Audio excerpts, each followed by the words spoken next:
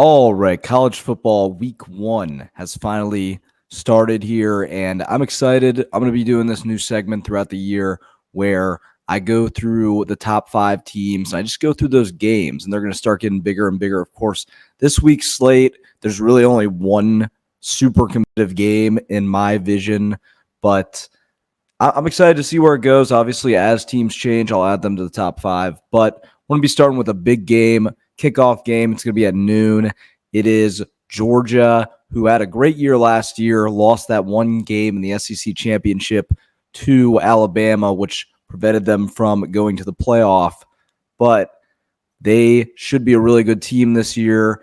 They have a lot of key players. Carson Beck is an unbelievable quarterback that they have there. They've retained some guys. They go up against a Clemson team, which was kind of getting a little bit of footing towards the end of the year. You have Kate Klubnik, a guy that we'll see if he's able to find his rhythm at this point.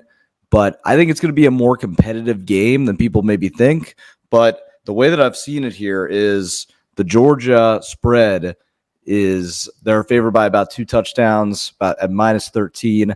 I think they do cover the spread, but I think it's closer than it appears.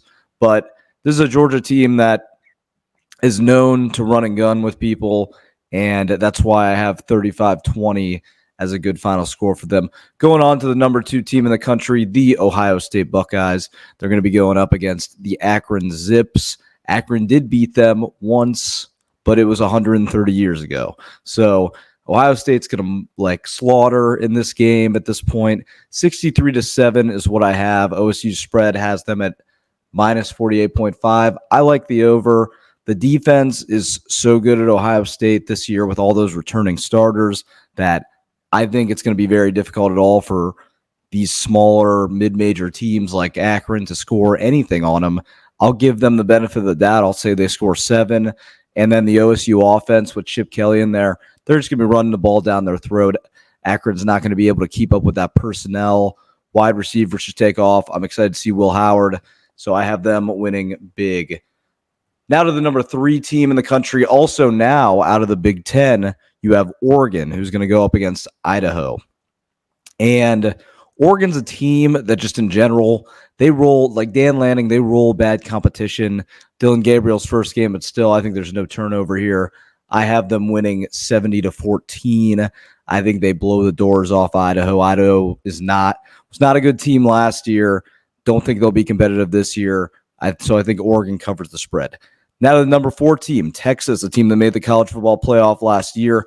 Lost some pretty good receiving depth from last year, in my opinion. But you still have Quinn Ewers. You still have the great head coach. You still have a lot of good factors here at Texas, a lot of players on the defense that are good. Colorado State is a better team than I think people are giving them credit for. Texas spread sitting at minus 32. I think it's a little bit closer, but I still think Texas takes care of business pretty soundly with a 21-point win. 42-21 is what I have in mind for this one. Colorado State, not the worst team, not a team that I think is going to lose by 32 points in this initial game. So that's why I have it being around 21 points. Now we go to the number 5 team in the country, Alabama. They're going up against Western Kentucky, and I actually think this is going to be a closer game than people think. I have this at 31-21. And the reason that I have this is simply because an Alabama spreads at 31.5, and I think it's just way too big.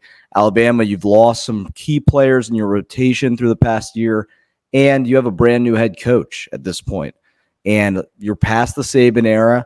I need a little bit more time to see where they're going to be at, and I think that the game's a little bit closer. Now, obviously, I think that Alabama's winning probably a lot more like earlier in this game, but I think maybe towards the end, Western Kentucky kind of pulls back and gets this to about a 10-point game by the end of it. That's what I have for the top 5. I'm excited to do this for the year. College football week 1. I'll be back next week.